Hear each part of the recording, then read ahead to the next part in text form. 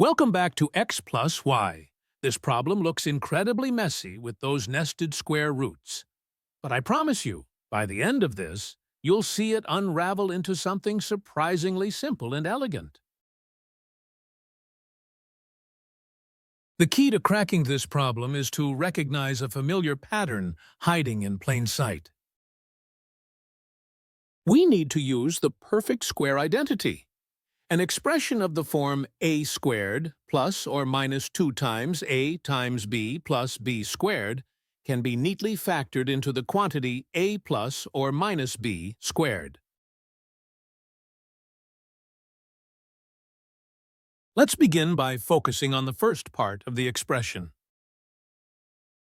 We'll work with the expression under the radical 9 minus 6 times the square root of 2. Our goal is to rewrite this into the form a squared minus 2 times a times b plus b squared.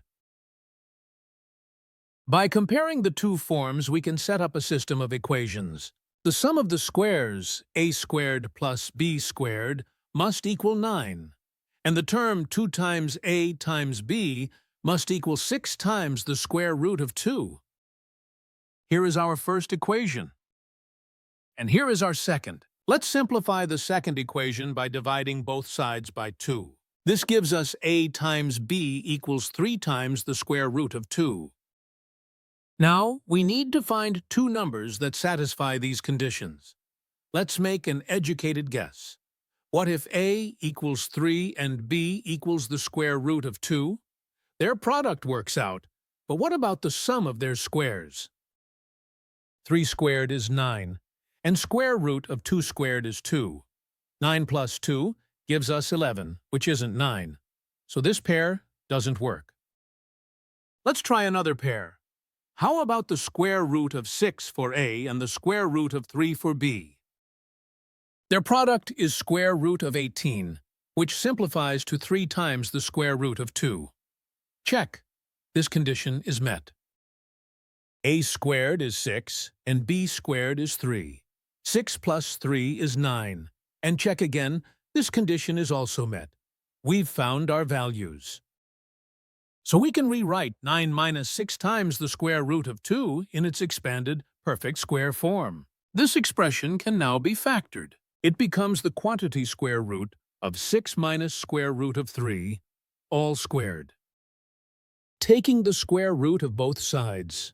The square root cancels the square, but we need to be careful here. The result is actually the absolute value. This gives us the absolute value of square root of 6 minus square root of 3.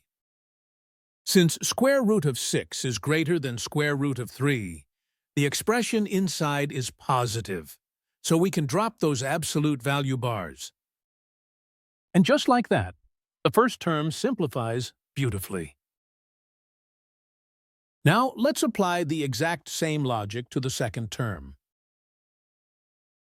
This time, we're working with 9 plus 6 times square root of 2. We match this to the form a squared plus 2 times a times b plus b squared. The system of equations for a and b is identical to before. Therefore, we can use the same values. A equals square root of 6 and b equals square root of 3. We can rewrite our expression in its expanded form. And now we can factor this. It simplifies to the quantity square root of 6 plus square root of 3, all squared. Taking the square root of both sides. The square root and the square cancel out. And just as cleanly, the second term simplifies.